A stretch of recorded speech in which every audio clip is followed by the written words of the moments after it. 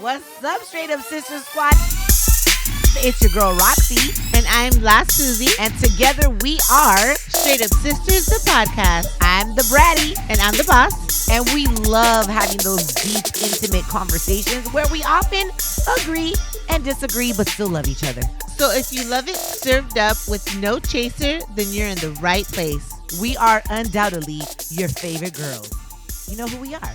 Straight Up Sisters, the podcast. All right, y'all. Straight Up Sisters, the podcast. We are back. Susie, once again, I'm loving the makeup. Do you like it? I'm loving the makeup. I tried something different. What's different? Your lips. You're not What? really like a pinkish. Oh, you pay attention. I always pay attention. I actually really like this combo. I thought it looked really dope with my dark hair. It does. And you do not always pay attention. You know, that's for most people. Most people only pay attention when they want to pay attention, and we have selective things that we pay attention to. That's like when you take a group picture and tell the truth. You only look at yourself. Yeah. Isn't that selfish? How many people, if you're watching us on Patreon, how many people would agree in the comments that every time you look at a group picture, you're like, post this one. You're like, it looks great, and your comadre's like, you're like, I'm gonna send this one to myself because you look good, but everybody else looks like shit. You do that. You're the queen of that, and you're not. No. I try to make sure everybody's eyes are open. Your nose is growing by the minute right now. Your nose is growing. Literally, yeah, it's that pregnancy nose. Is it? Oh, my God. It's okay. Okay, I have a few rants. Go. But before that, I want to introduce our guest. I am super happy that we have you on the show today. Our boy, Raul Ramos. Round of applause. Round of applause. And actually, the way you ended up on our podcast was somebody ended up DMing me about you. And I don't even know who we get a lot of suggestions that way. Patreon family, if you guys know people that we need to speak to, send us messages via Patreon. The conversations that we have with y'all, let us know. And or you can always DM us. Yeah, or you can always email us. This person happened to DM like my personal Instagram page. And it was a man. I don't know if this man has like read your book, but he was like, you got to have this guy on. He wrote this book right here, as you can see, from essay to Master Jefe. And he was like, this dude I would have said that in Spanish. Well, from essay to Master Jefe. But okay, she said from essay to Master Jefe. We're talking about the United States Marines here, so I'm trying to be proper. Just kidding. No, but he goes, this book is a game changer. And the way this dude has been able to just transform his life from being involved in gang culture at the young age of 11. I really think you and your sister should highlight him on your podcast.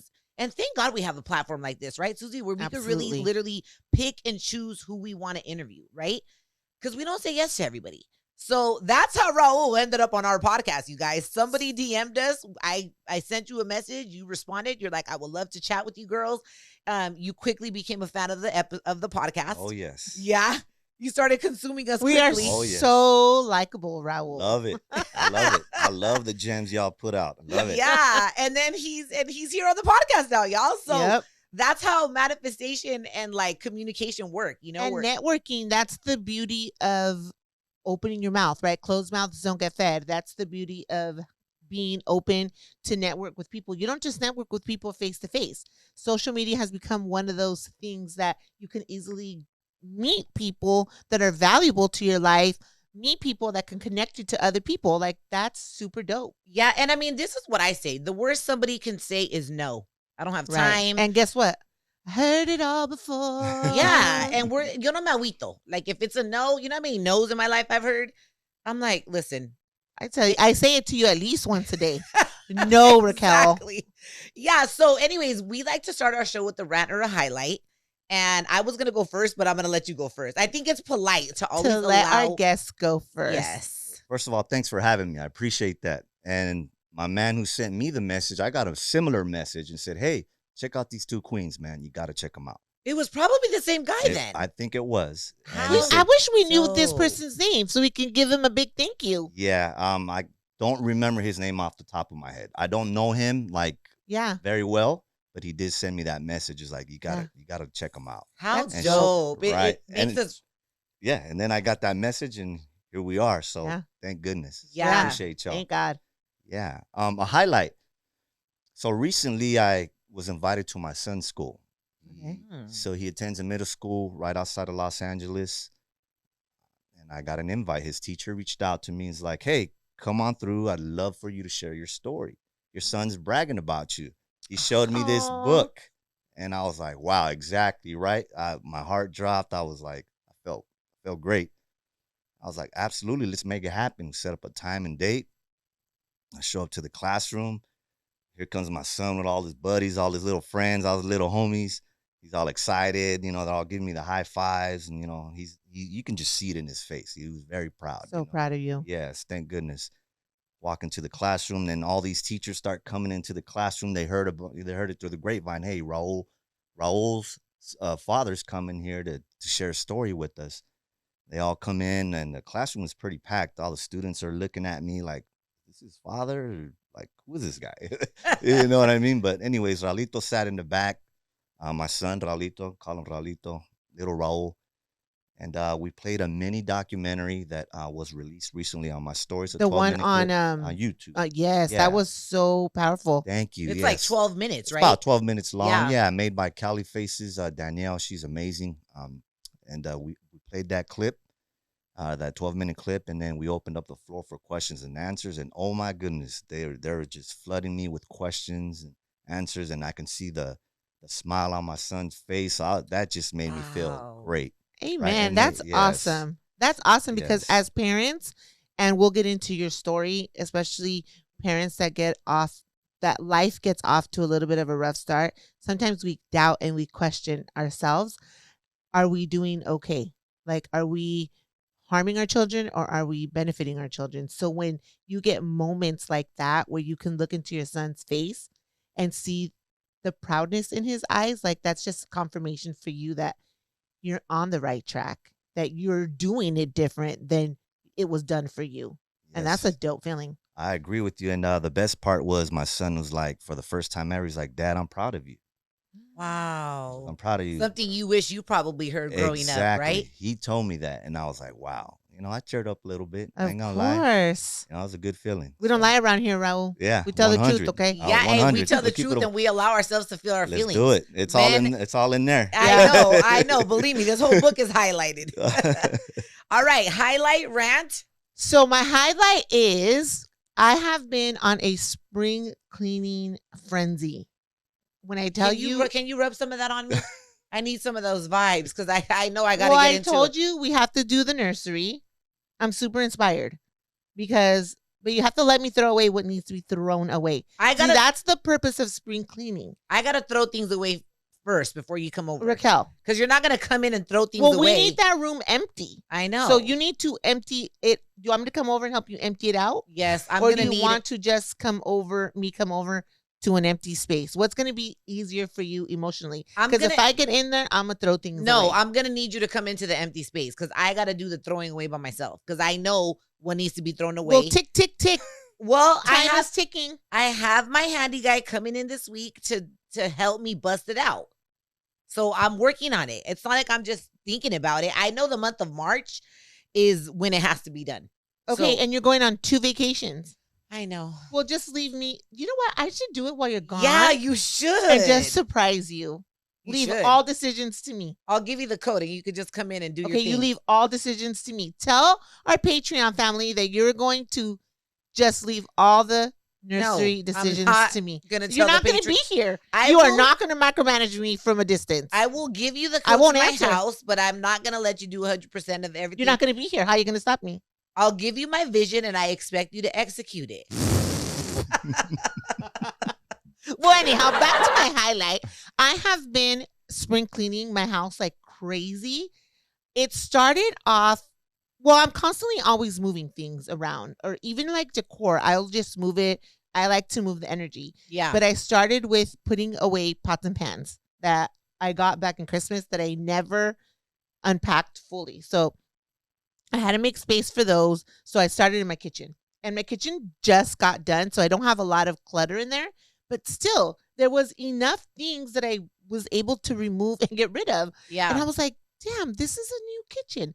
So then I went into my closet and into my vanity. Oh. That little vanity is not that big. It's a desk. No, it's not. I got rid of a full trash bag, a full like big trash can size trash bag of stuff. Yeah. Old makeup, old jewelry, shit that was stuck in the back of the drawer that I didn't even know was there anymore. Old vitamins. I mean, old skincare. So much stuff. Old sponges, Yeah. old brushes. So much stuff. I got rid of 4 bags of clothes and shoes. 4. And what are you going to do with that? I'm donating it. Yeah, I'm going to donate it too. Yeah, I'm donating it to a women's shelter because I feel like it would be beneficial to those people that are trying to get back up on their feet. You know, be there because they're experiencing homelessness or if they're moving away from an abusive relationship. That's where I'm feeling drawn Called to. to do. At first, I was like, maybe I'll start what is that thing? Poshmark. Poshmark. I was like, maybe I'll start a Poshmark and sell it and get some of my money back. But I was like, It takes too much work. It takes too much work, and that's not what felt good to me. What felt good to me was to just pay it forward. And a lot of the stuff had tags on it. A lot of this stuff was in great condition. How is it possible? Why are we like this as human? So before we got the 10 by 10 room in my room made into a closet, so it's a whole room that was built out to be a closet. We had just a regular standard size closet for the both of us, plus it was like a coat size closet for both of us. So we shared that for 10 years. And then we have this extra closet made. We kept the full size closet still. We sealed up the little closet and we made this big walk-in closet. And I'm running out of room already. So did you get rid of some of Mel's stuff too? Well, I won't get rid of Mel's stuff because that will be a pleito for sure. So I strongly encourage him to go through his things when I'm doing it too. Yeah. He'll get rid of like 2 t-shirts and I'm like, Susie, the majority of that closet is your stuff. not true. I've been in your closet. Not true. The majority is your shit. Mel is a shopper. So my shoe rack, it's half and half. Half his shoes, half my shoes. Gotta go. I'm gonna have Eva come back out and build out the second half of the regular closet. I'm gonna have her build it out for a complete shoe rack because Mel has so many sneakers and they're big. Yeah. So they need to go in his closet where I can't see them. Yeah. So that way my shoe rack in my closet is just my cute little shoes. That would be kind of rude, getting rid of your husband's stuff without I don't get rid him. of any of his stuff without asking him. That's enough to create an argument, right, Raul? That's a no-no. That's Yeah. a no-no. Like, do not No. touch his stuff, ladies. I Yes. mean, unless you really want to just create an argument No. and it's have not great worth makeup it. sex, you know? No, it's not worth it. I wouldn't That's do that. stupid and I would toxic. not do I'm not gonna that. fight with my husband just so we can have great makeup sex. Yeah, there's toxic women that would do that. But No, don't I do that. Don't throw your man shit away on purpose to create a fight. Yeah, don't. Okay, so listen, I like that highlight, by the way. I need to get inspired to do some spring cleaning because my walk-in closet is through the roof. Like there's just a lot of shit I got. I have a rant. So we went somewhere this Saturday and I get to Raquel's house. Let me tell you a story. Oh God. I get to Raquel's house and she's like, I don't have anything to wear. I was like, what? Yeah, my belly and blah, blah, blah. I just don't have anything to wear. I walk into her closet and I was like, what about this? What about this? These two things together would look cute. What about this? What about this? What? Oh, maybe I do. The problem is you still want to dress like if you're not pregnant. I know. Because the thing is, I'm not even big. That's why. But so it's you're hard. big enough. You have a belly. You just don't dress it appropriately. So sometimes the clothes you wear just makes you look chubby because obviously They're like, damn, this girl's been eating great. But I was like, you have a lot of clothes that is non-pregnancy clothes that we can style to make you look super cute and pregnant. Yeah. So one outfit in particular, I was like, this is really cute, Raquel. It has an empire waist. It has a tie. Wear that one. And then you tried it on and I was like, okay, but you need to wear a bra with it. And you were like, why? I don't like bras. I don't like bras. But I was like, that's why I got a breast your augmentation. tits are I hate bras. humongous, but your boobs are so big right now because of your pregnancy. and your nipples are prominent, that's just what happens during pregnancy. Sorry, Raul, this is the kind of shit Doesn't we bother talk me about. at all. Doesn't bother Yes, me and at you all. were like, understands it. Yeah. You were like, I don't want to wear a bra. And I was like, sis, take 1 minute and just process the fact that you are pregnant. And you will have to wear maternity underwear and you will have to wear maternity bras for a little bit. They don't Yeah. have to be ugly. That's actually part of my highlight is that I actually, y'all, Say finally, the words. I finally bought a pair of maternity pants. Why? Because Susie sent me a link on Instagram or no, to my phone directly. And she's like, sis, you need to buy these seamless celebration. You need to buy these seamless pants so that way you're not creating like this indentation, you know, like on your stomach. And I wore them yesterday. I washed them and I wore them again today. You only bought one pair? I only bought one pair because I wanted to see how they fit. You know what? Shami makes so much fun of me because I will buy like one pair of each color. And well, I Sham's only saw black. Aren't you trying to see if you like it? And I'm like, yeah. But what happens if I like it? Then I have to wait all the time to get everything else in. Yeah. At least I know if I don't like it, I could just send it all back. Because she's like, true. Most people do the opposite. They'll buy one, and then if they like it, then they'll buy more. That's what I did. That's what I did. So I bought it. I love it. They're so comfortable. I went to get my nails done yesterday with Sophie. With Sophie as my niece. And they could tell you're pregnant? And my brother. And they're like, oh my God, we could see your stomach. And it, like, I don't know. I feel like the baby was like popping out a little bit yesterday. No, it's because you're wearing the appropriate clothes. So that's part of my highlight, y'all. Like I finally bought a pair of Spanx maternity leggings. And they're so comfortable. Is the compression good? The compression is so good. Like you can actually see the form of my belly now. You know what I hear? You know what I hear in this highlight? What? My sister was right. My sister was right. And my sister was right. Listen, and then another part of my highlight is I finally got my visas to go to Cuba. I'm going to Cuba. Explain that to me. See, when I saw you post that yesterday, I didn't know what it was. Because you don't need a visa when you go to Mexico like that. You fill it out in the airplane. Yeah, well, it's basically the same shit, but you need it ahead of time.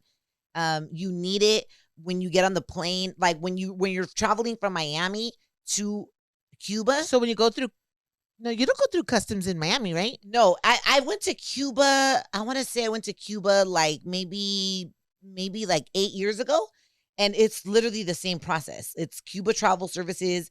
Girl, you need maternity clothes for Cuba. I know. I need maternity clothes for Cuba. It. I'm getting on it. I need maternity clothes for photo shoots that I have coming up. You need a maternity bathing suit. Oh, that's it.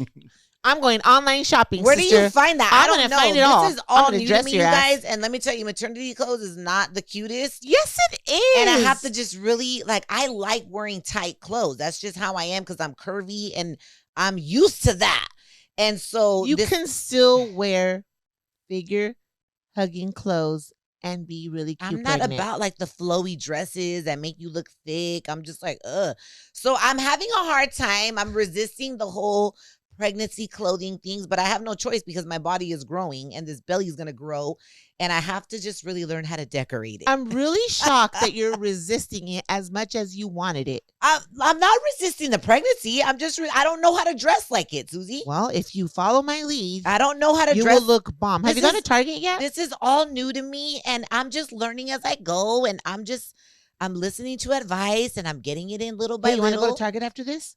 Yeah. I want to go too. You want to? Let's go. I love Target. Raul's like, I am so invested in this conversation. I love it. Yeah. I need to know what your pregnancy outfits are going to be, Raquel. Yeah, so that is my highlight, you guys. Is like I'm slowly but surely. I think it's because my stomach my belly wasn't showing for so long, and now it's like finally popping out a little bit. Because you were holding a secret. Now I'm like, okay, dang, it's growing. Like I gotta grow with it with this wardrobe of mine, and yeah, I think maybe cleaning out my closet, and I also got to remind myself this is temporary, Raquel. This is not going to last forever.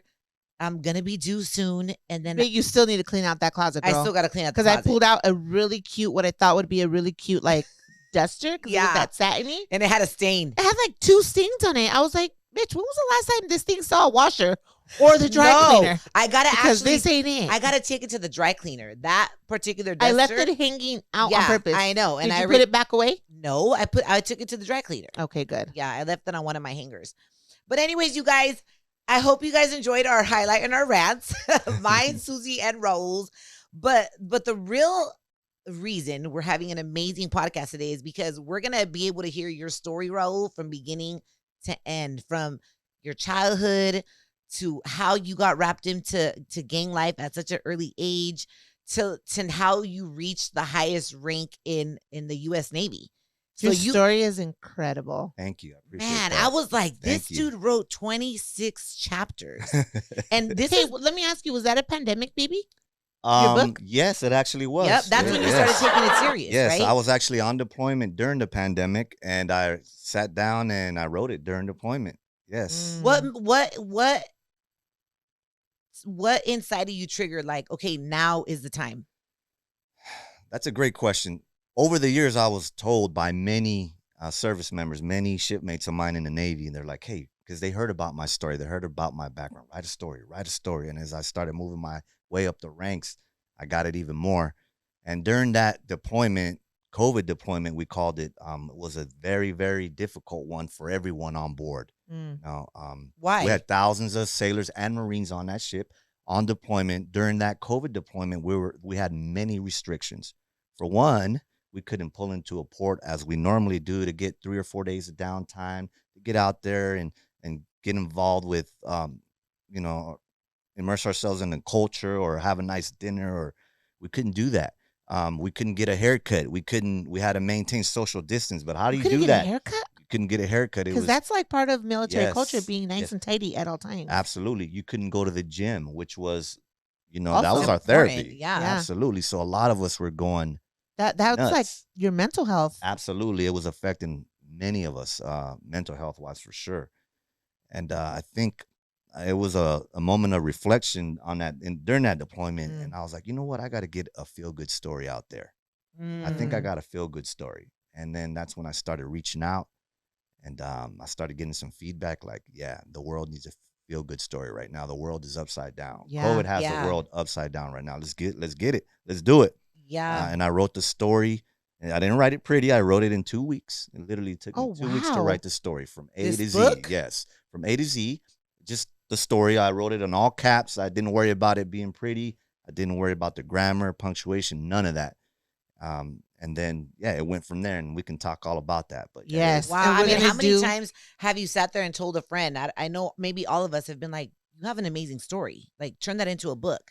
Yes. And you actually did, though. Yes. Which is so inspiring to Thank many. And, we've been getting a lot of male perspectives on this season of Straight Up Sisters, the podcast, and it feels so good.